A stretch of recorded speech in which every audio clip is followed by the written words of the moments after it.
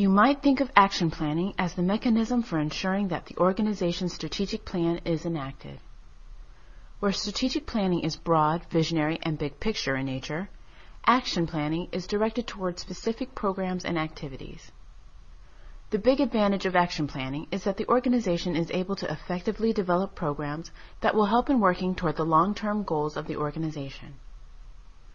Important components of action planning are: develop goals and objectives that are clear, specifying outcomes that are measurable, involving stakeholders in the planning, implementation, and evaluation of the program.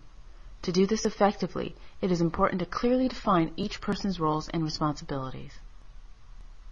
Identifying resources, specifying how the program will be monitored and how program outcomes will be evaluated. It is important to involve those responsible for evaluation in the action planning process.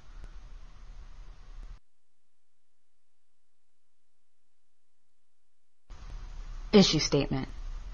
Your action plan will start with your issue statement. This is a critical piece of the planning process. You will use the issue statement as a way to frame the goals, objectives, and outcomes. Goals, objectives, and outcomes. When creating the action plan, you will want to know what you hope to accomplish at the end of the project. This is where the goals, objectives, and outcomes come in. By building on the issue statement, you will be able to identify what you would like to accomplish and how you are going to accomplish it. Program activities. At this point, you have specified goals and objectives. The next step is to implement these goals in a meaningful way. Goals and objectives provide direction for program activities. These activities will put objectives and goals into action in the community. Be sure to create activities that work to accomplish the objectives. Resources.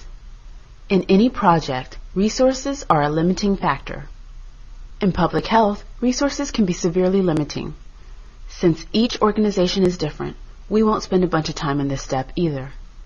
Be sure you have resources lined up and a backup plan in place before starting the project.